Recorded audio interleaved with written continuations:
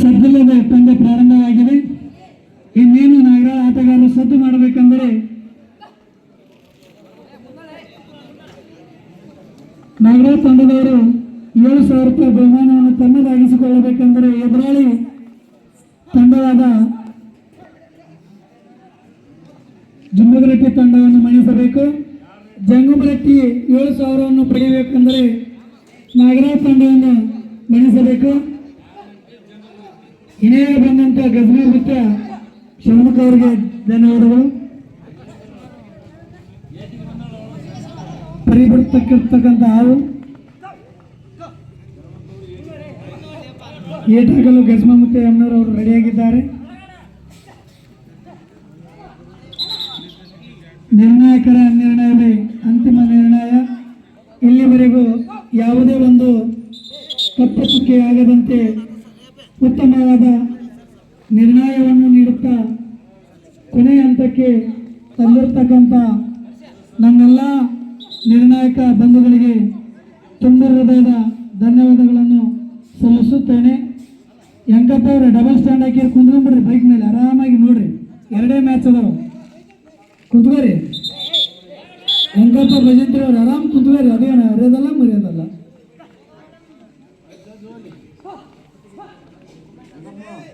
ರಾಘವ್ರೆ tiffin centre ತೆಗೀರಿ. ಮತ್ತೆ ಮನೆಯವರು ಅಲ್ಲಿ ನಂತರ ಇಲ್ಲಿ ಬಂದವ್ರು ಬೊಗಣ್ಯರು ಹೋಯ್ರಿ. ಅದನ್ನ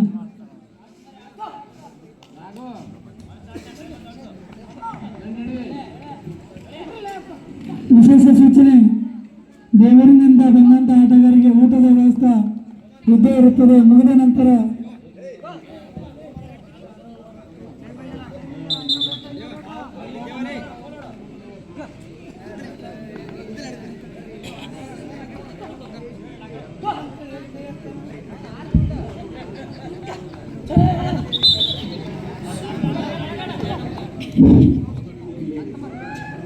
ಶ್ರೀ ವೆಂಕಟೇಶ್ವರನನ್ನೇ ನೋಡಿದಂತೆ ದರ್ಶನವಾಯಿತು.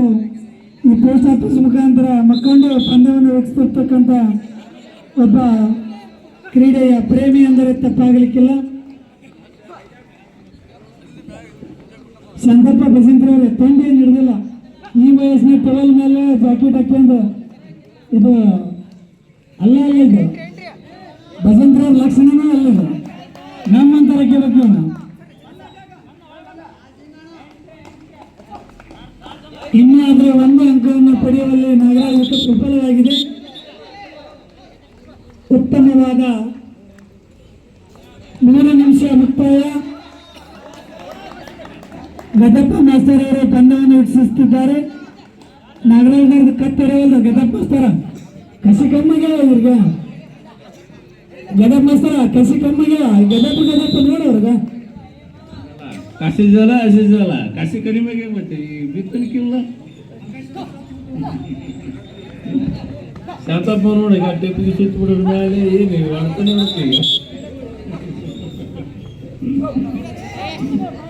ನಮ್ಮ ಮಕ್ಕಳು ಎಲ್ಲ ಅಡಿಗೆ ಮಾಡಿ ಕೊಟ್ಬಿಡ್ದು ಮುಂಜಾನೆ ಬಿಡ್ದು ಉಂಡು ಕಳಿಸಿ ಆಗ ಉಂಡಿಲ್ಲ ಅಂತವ. ಹಾ ಹೊಡ್ತದ್ದು ಅಡಿ 2 ನಂಬರ್ ಆಟಗಾರ ಬಲ ಹೊಡಿತಾನ್ರಿ ಅಪ್ಪ. ಏನು ಹೊಡಿತಾನೆ ಹುಡುಗ? ಗುದ್ದುಗಾರಿಕೆ, ತಳಗುದ್ದುಗಾರಿಕೆ. ಉತ್ತಮವಾದ ನಿರ್ಣಯವನ್ನು ಮಾಡುತ್ತಿದ್ದಾರೆ ನಮ್ಮ ನಿರ್ಣಾಯಕರಾದಂಥ ಬಸವರಾಜ್ ಕೆಂಪಸಂಗಪ್ಪನವರು. ಅವ್ರಿಗಾದ್ರೆ ಯಾವಸಿಲ್ಲ ಅಂದ್ರೆ ಗಟ್ಟಿ ಹಿಡಿತಾ ನಿಂತಾರ. ಅವ್ರಿಗೇನು ಯಾವಸ್ತಾಗಿತ್ತಂದ್ರೆ 1 2 ವಿಕೆಟ್ ಹಾಕಿ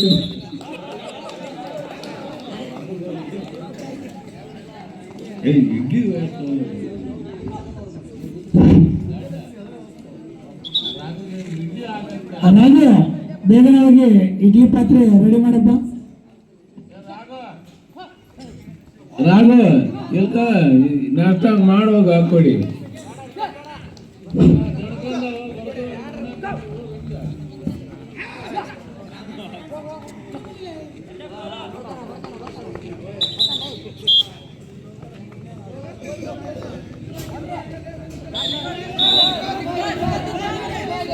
ನಿರ್ಣಾಯಕರ ನಿರ್ಣಯವೇ ಅಂತಿಮ ನಿರ್ಣಯ.